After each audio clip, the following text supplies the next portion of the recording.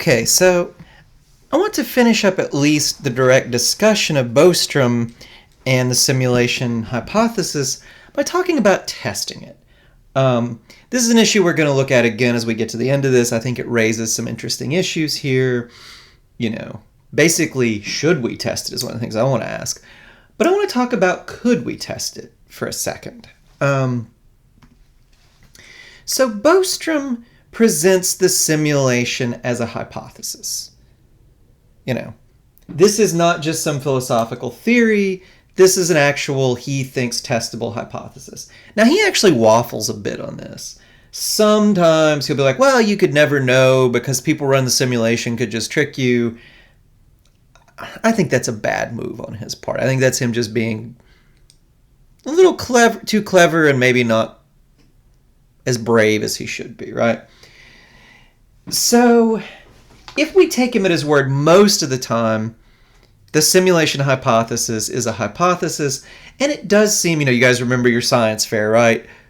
Hypothesis, theory, so on and so forth. It does seem like it should be testable. I mean, it's not directly testable. You can't just, do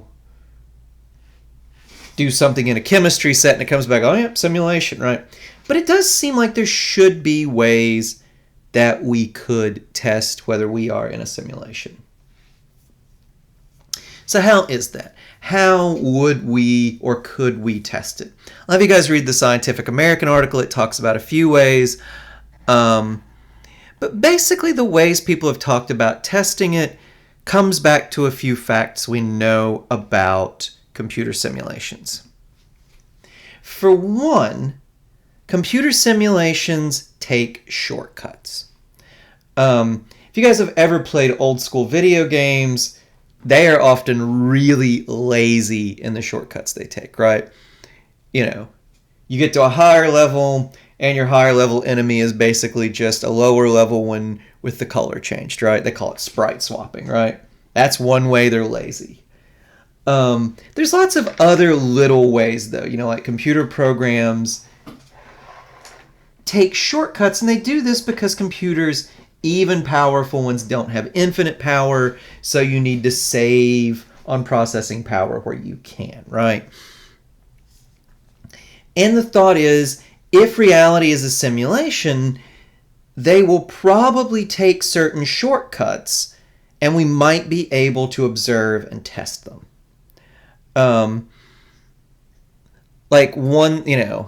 A lot of these get really involved, but the basic idea is that even a good simulation is going to show up in certain ways because you'll take shortcuts so you don't have to use as much processing power.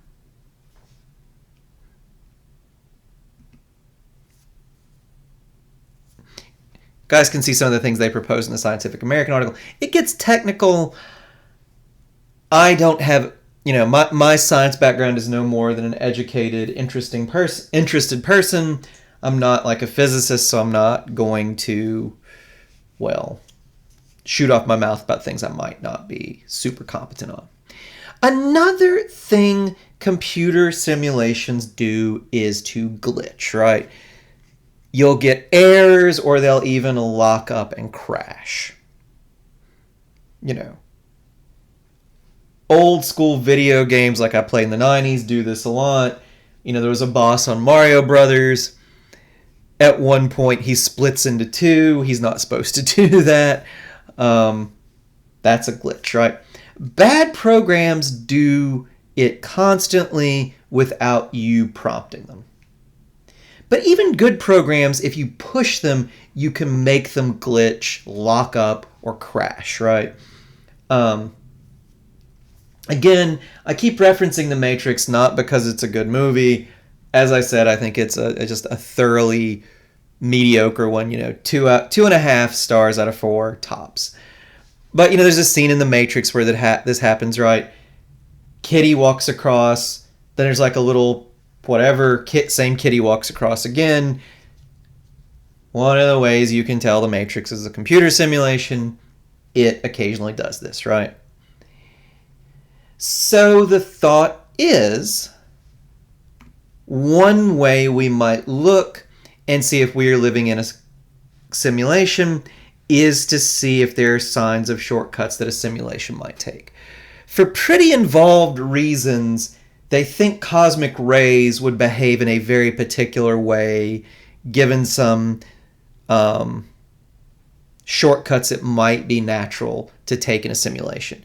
We've looked for that, and cosmic rays don't seem to behave in the way they would in a simulation. There's also some stuff about background radiation in the universe. We've tested all our evidence that we have so far, and it's very partial.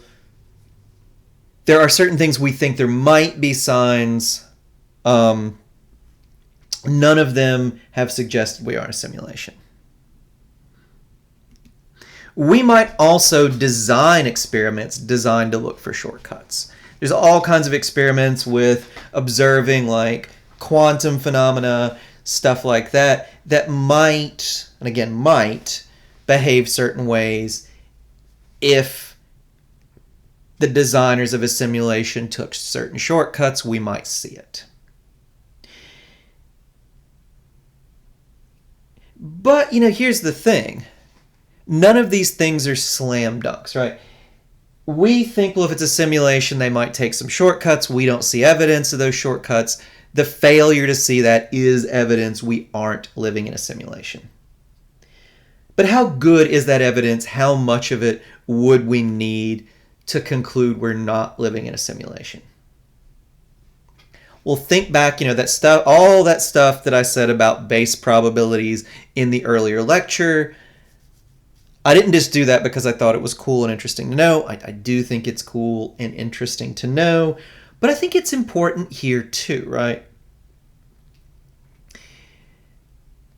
How much evidence you would need before you can conclude we're not living in a simulation depends on your base probability.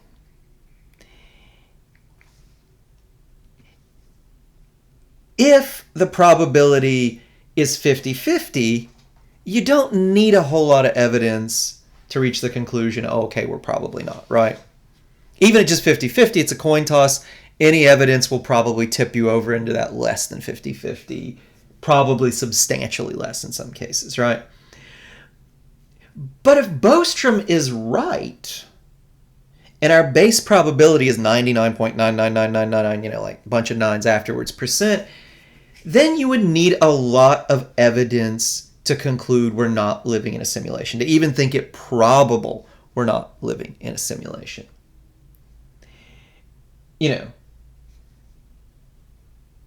The not so great simulations would take shortcuts. We would find them. Not finding the shortcuts, we might just conclude either we're living in the real reality or we're living in one of the good simulations, right? And Bostrom would say, well, look, if there's tens of thousands or millions of simulations, even if just 1% of them are the good simulations, there's still going to be hundreds or maybe thousands of them to the real world, right? So we don't see shortcuts yet. Even that might just show Bostrom thinks, well, that we're living in one of the better made simulations, right? Again, this all gets back to, what do you think the base probability is? But now look, even if you think the probability is super high, as Bostrom does, if you get enough evidence and good enough evidence, you probably could safely conclude we are not living in a simulation. Of course, you might get some evidence that would make you conclude that we are. I think probably the best piece of evidence that you could cite that we are living in a simulation, and I'm not sure this would be definitive myself, but a lot of people think it would be, is if it turns out that even if we get enough computing power, we somehow can't run these simulations. If computers turn out with enough computing power to be conscious, big if, and if we have enough power that it gets to be that it seems like we should be able to run simulations, but for some reason we can't, in that case, that might be a pretty darn good sign that we are living in a simulation, If it turns out we can run a simulation, though, that is probably almost certain proof we're not living in one. Bostrom kicks around, typical philosopher fashion. He likes to play around with some, kind of stonerish ideas. He's like, well, maybe, man, we're a simulation in a simulation and there's simulations under us. He doesn't talk like that. He's Swedish, right? But it's just how I picture people who say things like that sounding. But that's almost certainly not the case, right? Because computers, again, have limited processing power. If we were a simulation and we started running simulations, that would up the amount of processing power you need just by this huge multiple, right? If we were a simulation and we ran 1 million simulations, the amount of power you would need would be 1 million times, because now you'd have to run all these sub simulations, right? So almost certainly in a simulation, you can't let people run sub simulations.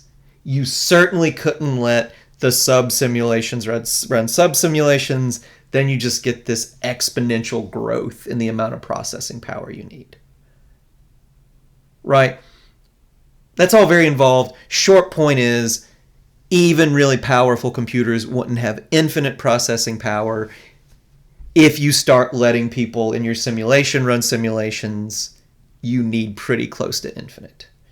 So that might be super good evidence one way or the other. If we can run a simulation, very good evidence we're not in one. If we can't, depending on some other assumptions, that might be pretty good evidence we are.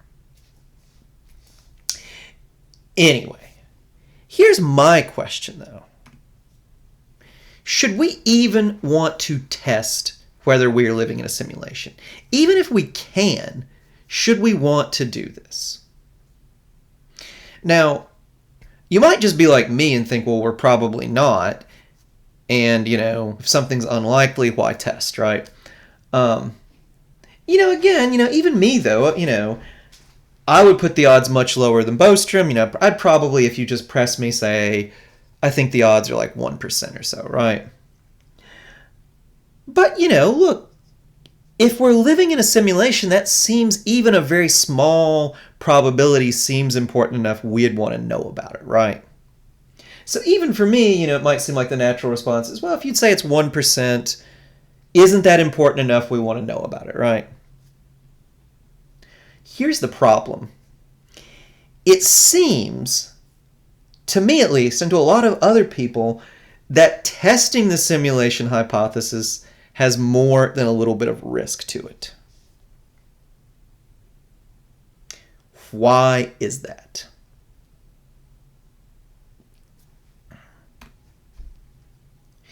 Well, for one thing, if we are living in a simulation and we figure out that we are, what are the people running the simulation going to do, right? If they're running this simulation as, say, a simulation of a historical event, if the people in it figure out, well, we're a simulation, then it's pretty useless, right? We are not going to act the same way as people in whatever event they're trying to simulate if we know we are simulated. Most simulations, once the people inside figure out they're simulated, are going to be useless for trying to figure anything out. So there's a pretty good chance if we are simulated and we figure it out, the data is going to be useless.